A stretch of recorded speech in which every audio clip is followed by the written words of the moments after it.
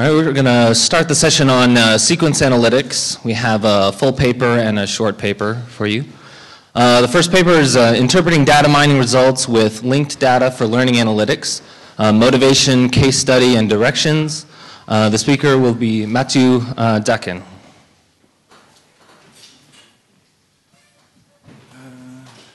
Thank you. I understand that you can probably hear me. Yeah, more or less. I need to use another microphone. Which one is that? Yeah, if I... Okay. That's okay. This one is all right. Well, I don't know how that works. Okay, let's... If I do like that, are we okay? Yeah, super. So thank you very much for the introduction. I said I'm Mathieu, and I will be presenting a work with, done with Nicolas, with somebody working in France, in Nancy, and who is basically an expert on data mining and especially sequence mining for trajectory analysis. It's a work on interpreting data mining results with linked data for learning analytics. One thing I have to say before I start is also I come from the Knowledge Media Institute of the Open University, which, as you probably have noticed now, is a great producer of attendance for this conference. To stretch it a bit, know nothing of learning analytics, and I'm not exactly working in this area. I tend to come from a more technical area of linked data and semantic web. So please excuse me if my views on learning analytics appear to be a bit naive. That's probably because they are. Okay. This microphone tends to have a funny way of... Do I? I will try to carry on like this. Yeah. That is a very funny apparatus. Because we're a very funny university. Okay. That's working. So I'm quite sure that if you followed the previous presentation on rating the topics of presentations, this is not going very well. I'm sorry about that. Tada! I'm very happy to look so ridiculous in front of you today. So let's get back to the introduction. This works. So I was talking about my super naive view of learning analytics. Well, actually, here it is. This is my illustration of how I don't understand anything to what you do, guys. But, I mean, if I look at it in a very kind of overview way, I kind of think that learning analytics is an application of data analytics, so it needs some kind of data, and it has some kind of data related to education. This is still going a bit funny. And there is some kind of data processing happening, some kind of visualization, and tada, we obtain insight, and we know everything. And there is another part of the loop on which you seem to be insisting a lot, which is then from this insight we should do something and try to improve the learning experience. Now, actually, being a tiny bit less naive, I think the interesting bit is on the magic part where from data you get the insight. And that's the magic part I tend to call interpretation. You probably call it something completely different. Is this idea that it's not because we have data processing and visualization that we can understand anything to what we do. We need some kind of process in the background. We need something that from the patterns we can obtain for the analytics and from the data processing will give us some kind of explanation or justification for these patterns. Now, one of the points I want to make reasonably strongly, and maybe it's a completely trivial and obvious point, or maybe it's, well, something that needs to be said, is that interpretation requires background knowledge.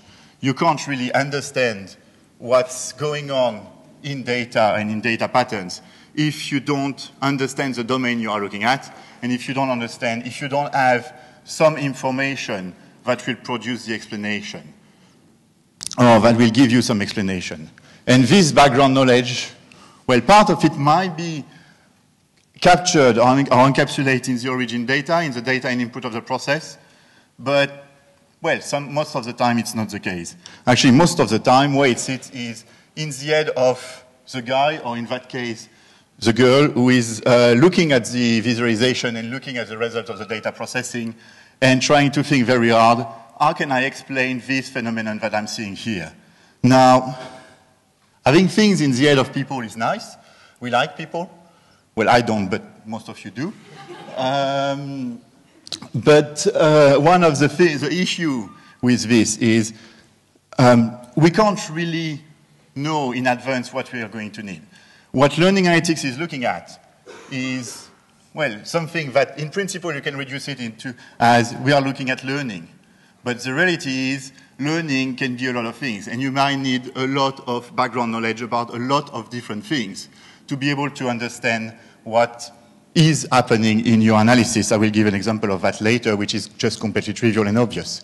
And also you might not know in advance what kind of background knowledge you need in order to interpret patterns, in order to see what's going on. In a sense that you might not be able to appreciate the dimensions that are required for a given pattern to be interpreted if you don't have the patterns yet. So that means, well, you might not be able to find the right person to interpret your pattern in advance. And in reality, you will quite like it if it was possible to bring the right background knowledge to the person doing the analysis at the time of the interpretation, so that you don't have to do all these things in advance. So this presentation and this paper is really very much about this idea of trying to bring background information into the interpretation of a data analytics process through using linked data. And ta-da-da, what's linked data? Maybe a lot of you know, maybe some don't. The ones who were at the tutorial yesterday do. For the other one, it's a bit too late, the tutorial is done. So that's kind of retrospective publicity. We had a very nice tutorial yesterday, it was great. All the resources are there. If you want to learn about how linked data can be used in learning analytics, it's there. Now, if you were not at the tutorial, I will still give you a vague idea of what it is. The basic idea, the very fundamental one, not going into the technical aspects of linked data, is to put data on the web. And it doesn't only mean you get to put a document that contains data on a web page. You get to actually use the mechanisms of the web to share and represent data. So what I mean by that is, well, we all know the web is conceptually and fundamentally a network of documents. Each document has a web address, we call that a URI, and documents are linked with each other by hyperlinks. The really nice thing about that is, well, you can have a document on your website and somebody might have a document on another website, and nothing prevents you at any point, especially not the technology, for linking in your document to somebody else's document. And the whole idea of linked data is doing exactly that for data. Each data object is represented by a web address, a URI, so that might be the URI for me, Mathieu, and there might be a URI for one of my publications. And if I want to connect and declare in kind of purely data way that I'm the author of this publication, I make a link between these two data objects, these two URIs. So that means basically I have a graph representation of data, but that actually sits on the web. If I go to the web address for me, I get information about me, which will include the links to my publications and the links to the organization where I work. This information is represented in a structured format, in something we can actually process. And it also means, as in the web, that the links don't have to have any constraint with respect to technology. It means that I can connect to the information about my university, even if the information about my university doesn't sit on my systems, it's just on the web. It's a URI and a web address. So I will not do the kind of show hands if you have heard of linked data before kind of thing, because I'm sure everybody has heard of it. And if everybody has heard of it, everybody knows about this particular graph. I'm not showing it because I'm proud of it. I only have a very small contribution to it. I'm showing it because, in case you were now thinking that I was talking about a small academic area with a few researchers sitting in offices thinking, oh, it would be so great if data was on the web, then you're wrong. This is what the web of data looks like, well, actually in 2011. In September 2011, and after that we stopped looking at it because it became a lot too big and it was impossible to really look at it. This principle I'm talking about have been adopted by a lot of people. That includes governments, like the US government, the UK government, are putting linked data on the web. Information about the schools in the UK, transport, energy, and the spending of MPs are available directly on the web according to the principle of linked data. Broadcasters like the BBC do that. This big bubble in the middle is a linked data representation of Wikipedia, so basically a URI for everything you ever wanted to talk about. There are lots of initiatives around biomedicine, putting linked data about species and genomes. A lot around, over there, if I find my mouse, about research publications. And a few, like this little bubble here, which is information, public information exposed as linked data from universities. Information about courses, information about open educational resources, information about the educational facilities, educational programs, anything that a university will generally put on a website is available as linked data. There is only one bubble here. It happens to be the one of the Open University. There are now a lot of others who have started to do exactly the same thing and connect to linked data. And actually, I will not talk about that. And actually, just to show you this particular example, this is not really how it looks like. This is a website that kind of gave you the entry point to the data, but this is an example of a linked data source. It's called data.open.ac.uk. It is the linked data platform of the Open University. All the courses the Open University is currently offering are being represented there with information about their subject, information about their description, when you can enroll to them, what level they are in, what credit they will give you, and how much you are going to pay. All the information about the qualifications and the degrees, all the information about related open educational resources, things from the Open Learn system, AV material from iTunes U, from YouTube, information about all the buildings of the Open University, which adds a lot because it's an open university and has lots of regional centers everywhere, are available there, directly processable and directly queryable. This little box here is one when you can actually send a query to ask a question to the data. If you want to know what courses at level 3 in computing you can take if you live in Nigeria, you can just ask the question directly through the web and using only a web connection. So that was my pitch, telling you you should really look into linked data if you have not done so already. Now, my other point is, well, we would really like to use that. This is a very interesting resource, and as I was saying at the beginning, what we are looking at is interpretation. So I will show you now a use case, an idea about how we can use this sort of resources, and especially data open SCUK, as a way to interpret the result of a certain analytics process, which happened to be a sequence mining process in student enrollment. So the use case, I say, is student enrollment. We got data from an application which is called Course Profile on Facebook, which is an application developed by some people at the Open University. And it does something super simple, is if you are a student at the Open University or are kind of thinking about being a student at the Open University, you can go there and declare, I am currently studying this course, I intend to study this course, or I have studied this course. The whole point of that is, considering that we don't have classrooms as usual, is that you can find on Facebook other people who have shared similar interests, who have done a course you are intending to do and start discussing with them. And it will also give you connections to other resources which might be useful for you if you are considering a particular course like open educational resources. It happens so, I'll just say that once, but it's completely irrelevant that this application heavily relies on our linked data platform, but that's another story. So the data we have is, again, I lost my mouse, but is something like this. These are a few examples. We get a student number. We don't actually have the name of the student for obvious reasons. The code for a particular course we have, and whether they are intending to study, have studied it or have completed it, and at what time. And this is what we would like to mine. We would like to see whether there are kind of regular patterns in the way people enroll into courses. So to do that, we use a completely obvious approach to do sequence mining, which is basically we represent each student as a sequence of course. So this one has first done DD100, then in the same year has done D203 and S180, and then later has done S283.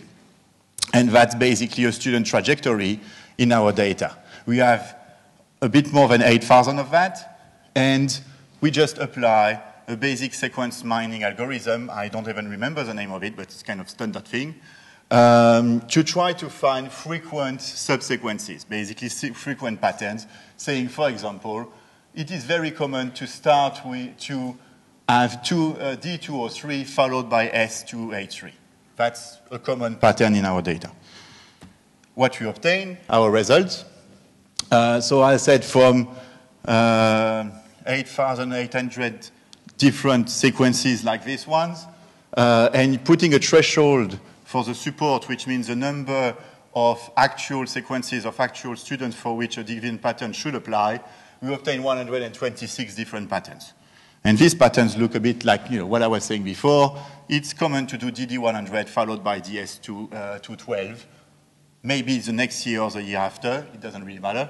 It's also common to do DSE212, ED209, and then DD303. And actually, that happens in 150 cases. This is standard sequence mining, something reasonably easy. Now, here comes my example explaining why we need interpretation. Do you have any clue what that means? Do you understand whether this does this give you any kind of insight into whatever we are doing? I live at the Open University, and I have no clue what that means. I really don't know. I talked to a lecturer in psychology. He will tell me, oh yeah, this is obvious. DSE212 is Introduction to Psychology, and ED209 is Childcare Development. It's normal. People do that. They start by the simple, normal introduction to psychology and then specialize into something else. But then I ask him, hey, what about B120 and B201? He says, ooh, that I don't know. This is biology. It's not mine. I have no clue. So this is really a very trivial and simple example of what I mean by we need background knowledge for interpretation. We don't know in advance what background knowledge we are going to need, and we don't know, we will need background knowledge for a lot of things. So that's where the idea of using linked data and just trying to bring the information to interpret this from linked data comes. The idea basically is that, well, we just extract these things I just shown, but then we built a tool to go into linked data and select dimensions. Things like the subject of courses, the way they are evaluated, the subject of the course material being used in courses, and apply a reasonably simple technique of Lassix construction to bring a navigation structure into these patterns, into these 126 things, so that we can look at them and we can navigate in them according to whatever dimension we can bring from linked data. So in practice, what that means is first that we need to represent these sequences in a way which is compliant with linked data. So we have a nice big ontology of sequences. That's fine. The important bit here is that the items, the objects we consider in the sequences, have to connect to some linked data objects. So that means in our case that we replace the code DSE212 by its URI in data OpenAC UK, its linked data URI. So that means, well, suddenly it becomes a data object we can connect to. If you go to data OpenAC UK and go to data.open.ac.uk/course/DSE212, this is what you will see. This is a nice HTML rendering of the data behind it, but basically it shows you how DSE212 is represented in linked data and what are the links to other things. So basically there is a simple thing, it's called exploring psychology. So it's an introduction to psychology. It actually happened to be, it's a level 2 course, so I kind of got it wrong. It gives you 30 credits. It's an undergraduate course. It connects to some course material. One is called Book 3 of Prince, which has some subjects. It has some subjects itself, like psychological studies, and you can take it from some places. In particular, apparently, you can take it if you live in the Republic of Poland. Lucky you. And there are all sorts of other things. You can also get the price and all sorts of other things there. All that represented in a connected way. The important thing here is that this is linked data. So that means from this URI, you can get to another thing, which might be the subject, which can get you to another thing, which can get you to another thing. And that is what we want to exploit in order to build a dimension for interpretation. In other words, what this part of the tool does is simply look at all the items we have, all the courses represented in the patterns we have obtained, and query link data to know what are the relationship to other objects they have. And in this particular case, we might have the subject of the course. And then we look at all the relationship, all the objects linked to have. And in that case, it turns out that some of the subjects have broader subjects. And the broader subjects have labels, they are called something, and can be the same as something else. And whenever we stop, then this is what we obtain as a dimension. This particular dimension is the name, or if we choose a label, the name of the subject, which are more general than the subject actually mentioned in the course. Now, why we are doing that is basically this idea that this dimension selection thing is the idea that you will pick a view on the courses, the items there is in your sequences, and that you will build a hierarchy so that you can navigate in the patterns having chosen this particular type of sequences. So if we take the subject of the courses, we use a very, what we obtain is for each pattern we have, for each sequence we have obtained in the data mining tool, we can represent each of them by a set of attributes based on the dimension we have. So if we choose as a dimension the subject of the course, we have a set of attributes which are the subject of all the course included in the pattern. And once we have attributes like this, we can build a hierarchy by using very simple formal concept analysis method. When I say very simple, they are not very simple, but I mean by that we just use them. Which means we can build a hierarchy that groups the patterns according to the dimension we have chosen. In that case, this is an extract from the hierarchy of subjects. And what that basically means is there are 29 patterns that include courses in psychology, psychological studies, and social sciences. And there are 19 patterns that include courses about science and biology, out of which 14 include science, biology, and health science. This sounds very simple, but that means that now we can try to look at all our patterns and select the ones that are, for example, about psychology and understand how the sequences relate to subjects. But the other thing we can do is also look at other dimensions. So we just display this, this hierarchy, show that, so that you can expand and look, for example, at all the patterns about psychology, all the patterns about science, all the patterns about whatever you care about, and put all that in nice big interface where whenever you choose a particular combination of topics, a particular combination of attributes, you get all the patterns and you can see them in this way. As we were talking about before, you see that DSC 212 is about psychology, and the next one is about psychology and also biology and health science, so it's slightly more specific. And then the next one is again only about psychology. Now,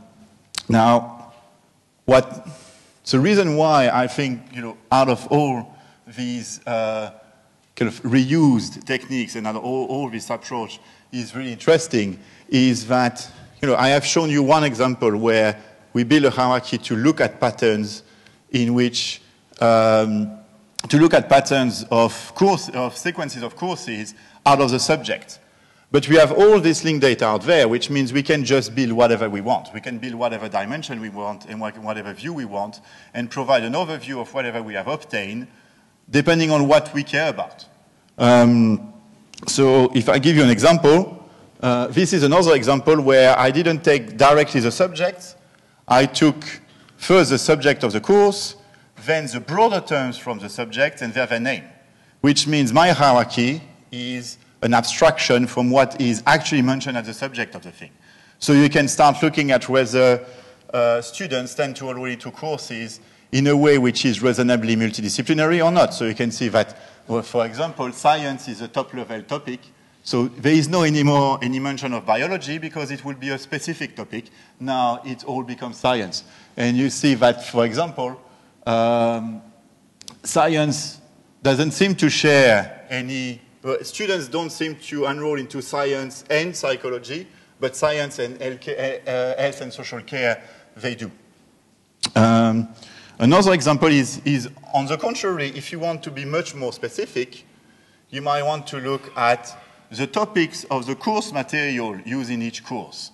And in that case, you can have sequences looking at how students are already into courses and how you might find patterns that show what they would have seen out of the course material in these courses might get you into something interesting. So, for example, that there seem to be a certain number of patterns considering social science and language acquisition together, and then social science, language acquisition, and gender identity. It looks to me like there is some kind of interesting element there. And of course, you don't only have to look at subjects, you can look at whatever else a course might be about. So you might want to look at whether there is anything significant in the way students enroll based on, for example, the assessment method. So you can see here, for example, that it seems that we have a lot of patterns where people have enrolled into courses with tutor mark assignment and an exam. This might be simply because there are much more courses with tutor mark assignment and an exam than anything else, or it might be because students prefer that. But the fact that we can look at the patterns in this way and just choose to look at the assessment method and then choose to look at the subject and then choose to look at the level is really what is interesting. We can pick in whatever we have in linked data in order to build these views. So since I don't have time anymore, I will not tell you about the limitations of the approach. One obvious one is that we need linked data, and that is something which is happening. There is more and more linked data for education. I'm part of a project called Linked Up where we are building a big catalog of linked data for education. Everything you can do with these things is going to happen. The other bit of discussion is that, well, actually the next part of the job is to look at the loop, is to look at how out of finding what interesting dimension we might have in our patterns, we can get back to analyzing these dimensions in particular and get more insight from that and use interpretation as a refinement process out of bringing more and more background knowledge into it out of the very simple things we had at the beginning. So that's it. My conclusions are pretty obvious. Linked data is awesome. You should really use it. It's really useful. And it provides, at least we have shown one way in which it can provide sources for the interpretation of, well, the result of data processing, in our case, data mining. And we really think that there is a good connection, there is an interesting research direction here around the way in which data processing and interpretation and bringing background knowledge through linked data can iteratively help refining the data we have as well as the insight we get out of it. Thank you very much.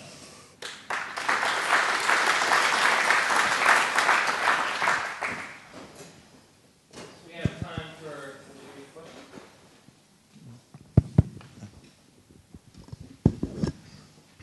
Thanks. Interesting presentation, although I don't know what the role of advising is at the Open University. I'm ignorant in that regard. It strikes me that you could also, a logical next step might be to take a look at these sequences and to associate what sequences are most associated with success. Because you have all these sequences, clearly some sequences have a better constellation of outcomes for students.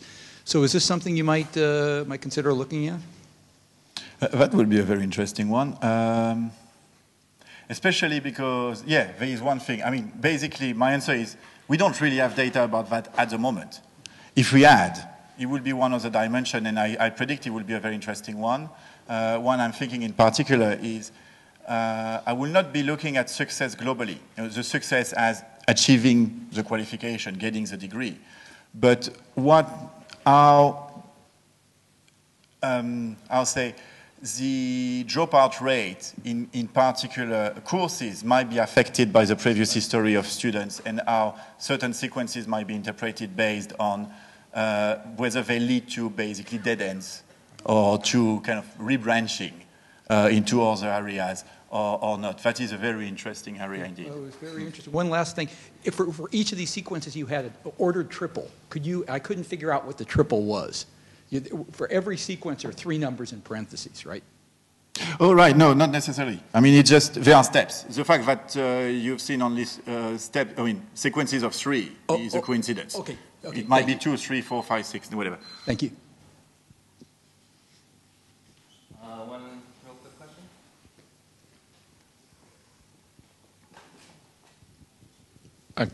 I certainly like the overall approach, but one of the questions I have would be, you didn't show any example where the linked data actually added value, because as long as it's data just from within the OU, you could do whatever the OU UK wants to do. You don't have to worry about the rest of the world. So do you have any ideas of how linking it with the rest of this linked data cloud would actually add value to the sort of thing you're doing? That's a very good question, and that's actually one of, this is a work we have already done somehow. But I showed this one, and in this part you're completely right. The only thing I did was looking into the OU data. And it looks a bit like a trivial thing, also it's not. Because only OU data is already something of sufficient complexity. But in reality, I didn't show any example because it didn't seem to be making much sense in this area. We could, for example, look at ways in which we could look at the enrollment of courses based on where they're available, and this information will come from another source. We could look at having mappings between the topics at the OU and the topics somewhere else, and use, say, for example, the Library of Congress subject headings as a dimension to look into OU courses. I didn't insist on that because first, technically, it's completely trivial. It just, if there was an example that made sense here, it would be very easy to do. And second, because I didn't see an example in this particular case of student enrollment where it will actually bring anything new to do that. Now, I have another cases we are working on extensively right now, where what we look at is trajectories of patients in diagnosis and treatment. And in that case, it's an interesting, it becomes much more interesting because you can go across different classification of treatments and different classification of diagnosis and see different dimensions that come from background knowledge which is not yours, which is not from your source, but just really takes benefit from jumping from one place to another. So it's a very long answer to say, at the moment we do this jumping thing only internally, from our course to our library catalog. But in reality, it's already feasible and not very relevant to do the jumping from one place to another. In reality, it makes no difference, it's exactly the same thing.